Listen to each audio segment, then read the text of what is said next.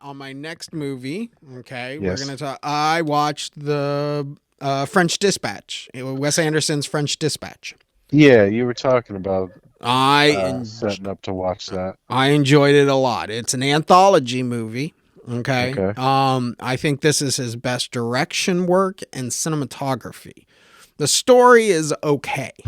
Over Um, Grand Budapest? no, Grand Budapest is like a That's pretty perfect. much, yeah, that's pretty much a perfect That's a movie. perfect movie. So Yeah, cinematography, story is amazing. yeah, Actors are great. yeah, You know, the just the shot, you know, how you build up a story with characters and stuff. That's yeah. perfect. This he does a little couple of different things. Like, you know, in a movie where someone does a freeze frame and it Yeah. actually looks like they just stopped the camera, like they Uh-huh. stopped the shutter, so it actually takes a picture. Yeah. In this, Wes Anderson just told his actors to like just stop, you Yeah. know, and like they even did like small tricks, like someone's holding a fire extinguisher while they're stopped, so they just put like cotton in the fire extinguisher. It looks cheesy, Right. but it is very effective. Um, That's the same thing that they did in Halloween 2 or 1, the Rob Zombie one. They do that panning scene oh of yeah, like the yard and the lights and then like little Michael in the back of the police car and yeah. he like looks at the camera or whatever. They just tell them to That stop. that yeah, they just Yeah, told everybody to stay still. yeah. They'll this the Benicio del Toro, probably my Mhm. favorite character in a movie. He plays a painter in like a mental ward, Mhm. and like I said, it's anthology, so there's like 3 or 4 stories, five maybe, Mm. with a bookend story Yeah. together, and the Benicio story is great. I like that a lot. Um, the next one has Francis McDermott,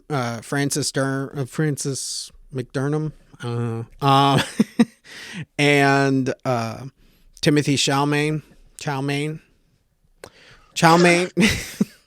These We people, apologize to all the actors yeah, and their names that Jerry butchers in this show. yeah.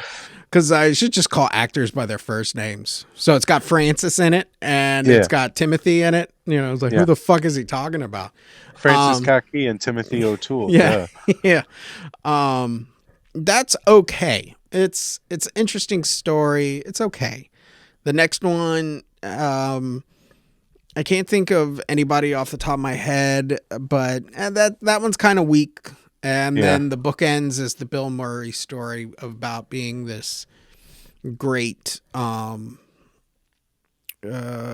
magazine editor. So, Hmm. would I put it in my top? Maybe low in my top five. Wes Anderson movies. Anthologies. Wes Oh, Anderson okay. movies only. I'd probably put it at, low on my top five. Grand Budapest and Moonrise Kingdom will always be my like one and two, Yeah. depending. Because I feel like those two, they're more like books, like a Yeah. really, really good book. Like if these were made into books, I would probably read them, both of those. You know? Yeah. So this one feels almost like a painting because the way they shot the movie, it kind of like has those still images that's like, oh, that's awesome. That looks like a It's like painting. the Darjeeling Unlimited. Yeah. I think like if you were to split up Wes Anderson's movies, it goes like Steve Zissou and the Darjeeling. Those are Uh-huh. two movies, a block by itself. Yeah. You can put those two in there, and they feel similar, different Yeah. but similar. And then like I've never seen the Isle of Dogs and Me either. Fantastic Mr. Fox. I've seen Fantastic Mr. Fox. Yeah, I haven't seen those ones It was either. enjoyable. Yeah, I would not, it would be lower on my list, but as far as like stop go animation, it ranks high as far as that goes. yeah, But as his movies in general, I would probably it's a lower rank for me. Yeah, I would definitely. Like I said, I haven't seen them, so I do want. I was telling Tara about this that I need to sit down and watch those two. You know, Yeah, but the um, Royal Tenenbaums and Rushmore and Bottle yeah, Rockets, yeah. there were his first like works, so they feel different than anything. You know. Yeah, he hadn't quite found his artistic style. His Yeah. writing was there, but his Yeah. like visual style was not there. Yeah. That's not an insult to those movies because they're No. classic in their own rights, but they're also kind of 90s as shit Yeah. too, Yeah. I as mean, where he's definitely matured more. yeah. It kind of makes me sad, like, because Wes Anderson has this crew of actors, you know, Yeah, those actors that he always got. And I was like, shit, Ben Stiller was in the first, you know, like his Royal Tenenbaums movie. Man, I wish he would have been carried over. I wish we yeah, would have had more with Ben Stiller in some of these parts. I think he would have yeah. done a good I job. feel like that was probably more Ben Stiller's choice. Probably. Ben Stiller just got a little too big for his britches and went his own way, Yeah. you know. And the Wilsons, you know, they need money, so so they stuck around. Wow. Um, but you know, like I said, it's number one and number two in changeable is Grand Budapest and Moonrise Kingdom. I love I'd those put movies. I would put Grand Budapest over Moonrise for me personally, but There's small things about that movie that really like get me, like just the innocence of the kids. yeah, Like I really enjoy their relationship. I don't feel like it's like it's innocent because it was a relationship based on letters, you know, kind of yeah, like a Romeo and Juliet story. yeah, But like imagine that you meet a girl, just you just walk up to her, what bird are you?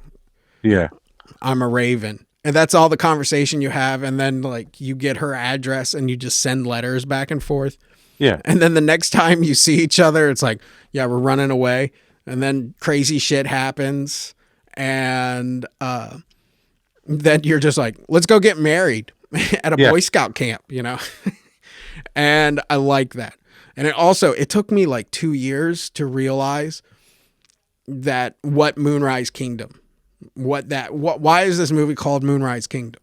You know, do you know why?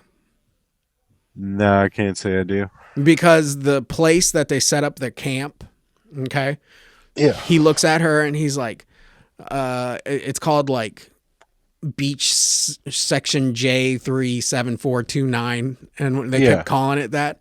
And he's like, we should name this place. And that's what they name it, Moonrise Kingdom. And as you watch the very end, there's one shot. And if you miss it, if you blink, you miss it. But it's in rocks and there's Moonrise Kingdom. oh, So okay, they probably, because both of them live on the island now and are yeah, seeing each other, they probably go back there all the time and they probably put their rocks up there for Moonrise Kingdom. huh. I'm just like, that is so fucking awesome. I love this movie.